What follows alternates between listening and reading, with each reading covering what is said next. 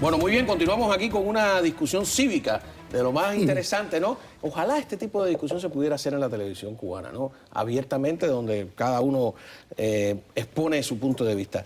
Yo decía que hace años ya, en la década del 90, el Comité Cubano por Derechos Humanos, Gustavo Arcos Bernes específicamente, planteó esta tesis del diálogo, que no es el diálogo del 78, que era otra cosa, ¿no? Un diálogo en igualdad de condiciones, etcétera, etcétera. Y aquí hubo una discusión gigantesca sobre ese tema. Pero tú tienes razón en algo, que es que están tratando de blanquear el régimen, en ese, como blanquear dinero, ¿no? Y no necesariamente los... Además hay una cosa que también vi peligrosa en la prensa de acá. Ya están vendiendo el cuento de Alejandro Castro Espín. Hay por ahí una encuesta de quién usted cree que va a ser el sucesor, ¿no? Díaz-Canel, Alejandro Castro Espín, ya están soltando el nombre. Y hablando de la cuenta regresiva, incluso también creo que el Nuevo Herrera. Bueno, no me acuerdo ahora qué periódico, pero sí lo de la cuenta regresiva, etcétera, etcétera. Va a ser interesante. Si Raúl se retira de la presidencia de los consejos de Estado y de ministros, pero no se retira de la dirección del partido, que es quien de verdad gobierna, no estamos en nada. Es lo mismo, ¿no? ¿O lo ven ustedes distinto? No, aún así, pero si sigue controlando el régimen, esa cúpula, esa mafia gobernante, esos octogenarios ahí, el poder de todos modos, es lo mismo. Yo estaba revisando que además los herederos no necesariamente son mejores que los padres. Estamos viendo, por ejemplo, lo de Corea del Norte.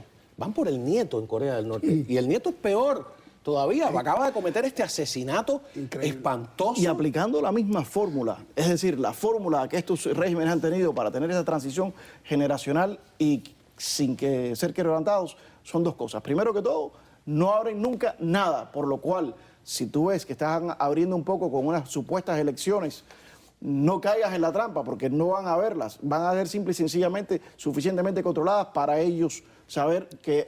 Mi instinto me dice que ni eso van a hacer. Venden la idea.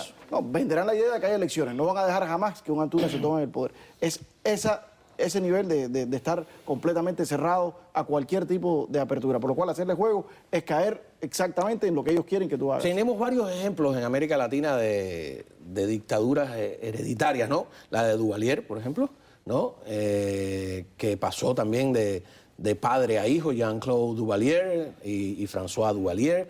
Tenemos los Trujillo, ¿no? Que después de la muerte de Rafael Leonidas Trujillo vino Ramfis, el hijo. Fue terrible como asesinó, torturó a quienes habían participado en la muerte de su padre. En el Medio Oriente también, aunque eso es otro continente, pero también. Assad, tantos decían que era un reformista y médico, y ese sido peor que su padre. Los Somozas en Nicaragua, ¿no? Y los Ortega también, de cierta manera. Con lo cual te dice que el título, si es jefe del partido o no jefe... Raúl Castro puede retirarse ni siquiera ser jefe del Partido Comunista y sigue gobernando, porque lo que existe en Cuba no es un gobierno, es una mafia. Ahí tenemos imágenes de los Somoza. Tú sabes que al primer Somoza lo asesina o lo ajusticia o acomete un magnicidio un poeta.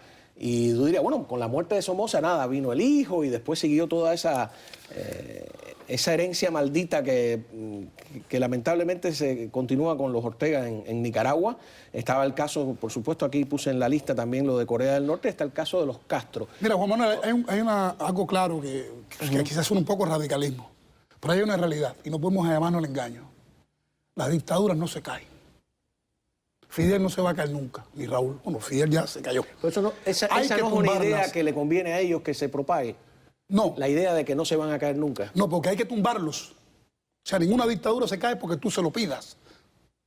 Yo no sé si es con tanques, con aviones, con armas, sentados en el piso, haciendo un paro laboral, sentados en un parque, saliendo a las calles con las manos detrás. Pero hay que tumbarlas. Y tiene que ser ya sea de manera cívica, pero hay que tumbarlas. Ningún régimen se cae porque se lo pidan. Además, los comunistas, las dictaduras, sobre todo las de corte marxista, no conciben su existencia sin el poder y son fieles a su vocación antidemocrática y dictatorial. Mira, ahí hay una discusión que se las trae, ¿no? Porque no hay ninguna dictadura totalitaria que el pueblo haya podido tumbar. Bueno, tienes Ceausescu en Rumanía. Bueno, ahí empezó un proceso que empieza de arriba hacia abajo.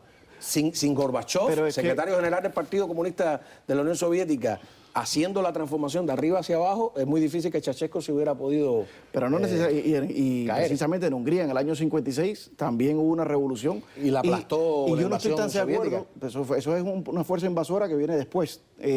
Pero no estoy tan seguro de que estos son invasiones, procesos de cambio de arriba hacia abajo.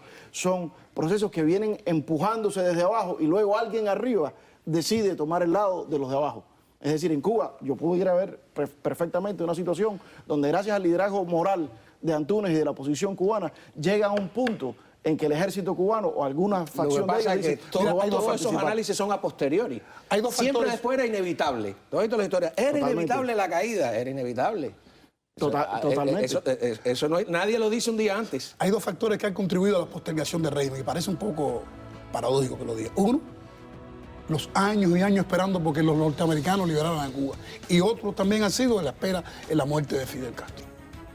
Es decir, esos son, no es en otro 18, no es en otro 19, no es en otro 20, es en el diario actual de los cubanos. Y cuando digo de caerse, es precisamente con todos esos factores que confluyen. Oye, Jorge, yo te digo todo esto con el mayor respeto, porque tú estás dentro de Cuba y yo estas preguntas las hago y estas dudas desde la comodidad de Miami. Eso yo lo digo. Usted es un patriota y un luchador pero tú también. eres el que está allá adentro y eres el que sabes el sentido, pero también mirar de lejos las cosas a lo mejor te da una perspectiva, como digo yo, de Google Earth, ¿no? Un poquito desde allá. Vamos a una pausa y regresamos enseguida aquí en este tema que nos concierne a todos, porque aunque estemos en Miami, el caso Cuba nos sigue tocando el corazón y la vida. Así que ya volvemos.